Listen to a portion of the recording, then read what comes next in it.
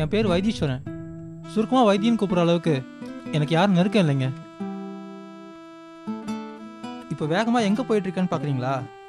இதோ என் பேக்கெட்டில் இருக்கே இந்த லெட்டரை போஸ்ட் பண்ணதாங்க. கடல்கிட்ட எனக்காக கொஞ்சம் வேண்டிக்கிறீங்களா? இந்த லெட்டரை நான் பத்திரமா போஸ்ட் பண்ணோன்னு. ஏன்னா என் அதிர்ஷ்டம் அப்படிங்க. நான் சைக்கிளில் போனால் என் அதிர்ஷ்டம் எனக்கு முன்னால் பஸ்ஸில் போகும் சார். வாழ்க்கையில் எல்லாருக்கும் ஒரு தேடல் இருக்கும், எனக்கும் இருக்கு. அதாங்க அதிர்ஷ்டம்.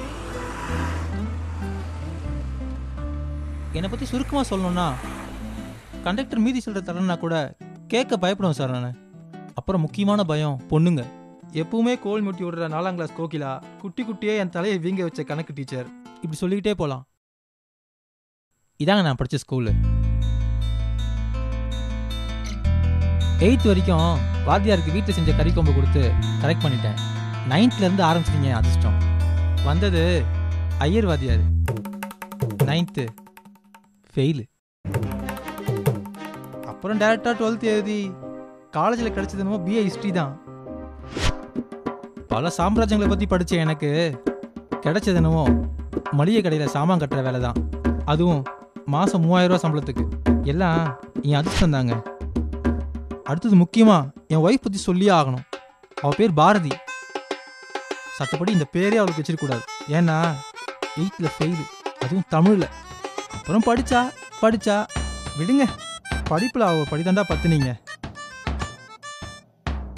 நல்லா படித்த பொண்ணா, நல்ல வேலைக்கு போகிற பொண்ணா வேணும்னு ஆசைப்பட்ட எனக்கு இப்போ அவள் நல்ல பொண்ணாக இருந்தாலே போதும்னு இருக்குங்க.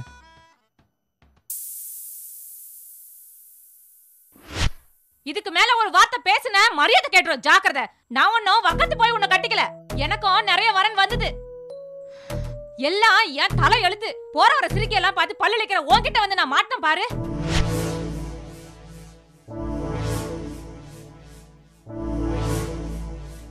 பாருங்க, இந்த தைரியம் தாங்க எனக்கு இல்லை. இப்போ அவள் என்னை பார்த்து பேசின எல்லாமே நான் அவளை பார்த்து கேட்க வேண்டியதுங்க. எல்லாம் என் நேரம்.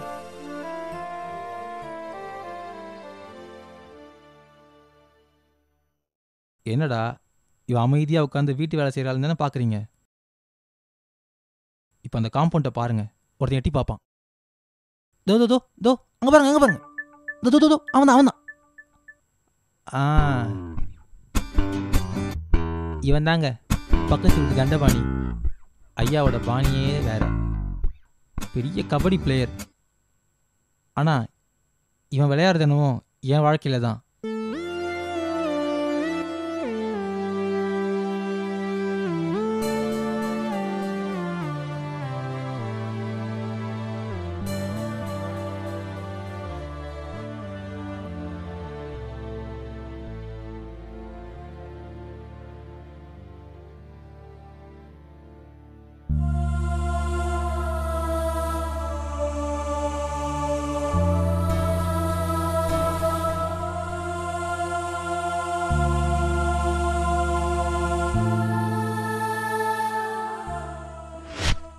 துரோகங்க, பச்சை துரோகம். பொண்டாட்டிங்கிறவ அம்மாவுக்கு அடுத்த ஸ்தானம். அவள் எவ்வளோ உண்மையானவளாக இருக்கணும். எனக்கு மட்டும் ஏங்க இப்படி? எல்லாம் என் அதிர்ஷ்டங்க. ஆமாம், நான் வேர்க்க போஸ்ட் பண்ணனே, அது என்ன லெட்டர் நீங்கள் கேட்கவே இல்லையே? அன்புள்ள இன்ஸ்பெக்டர் அவர்களுக்கு. சே, அவனே நமக்கு சொந்தக்காரனா? மரியாதைக்குரிய இன்ஸ்பெக்டர் அவர்களுக்கு, இங்கு நடக்க போகும் சம்பவத்திற்கு நான் மட்டுமே பொறுப்பு. விளக்க மாத்துக்கு பட்டு குஞ்சல கேக்குதான். நீ வாங்குற 3000 ரூபாய் சம்பளத்துக்கு நான் ஒருத்தி பத்தாது போல இருக்கு. எவ்வளவுக்கு கடுதாசி எழுதிட்டு இருக்க?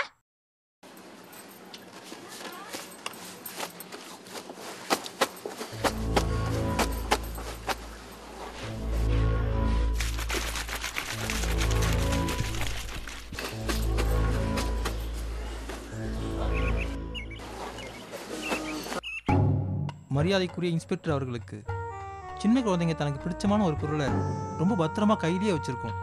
அதை வேற ஒரு குழந்தை பிடுங்கிட்டா உடனே ஓடி போய் அதை பிடுங்கிடும், இல்லை 2 பேருக்குமே இல்லாமல் உடச்சி போட்டுரும்.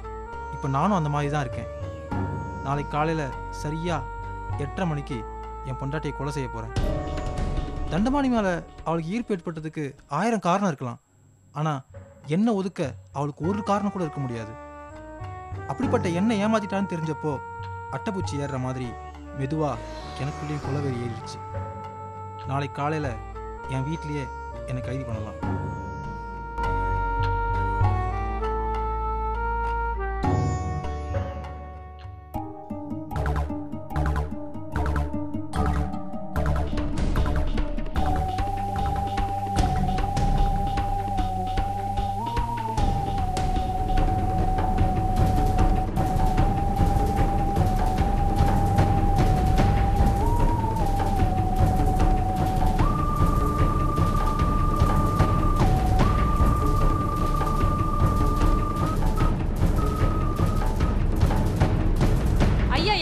வரீங்க?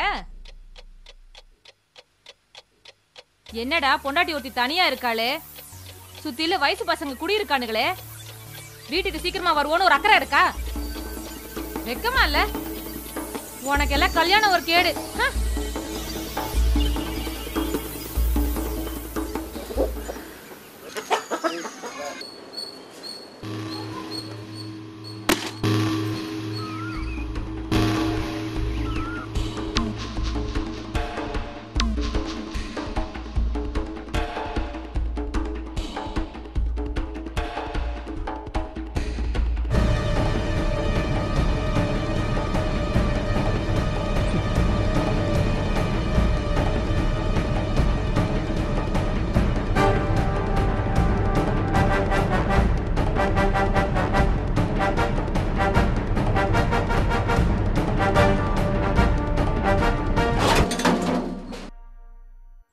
வாங்க.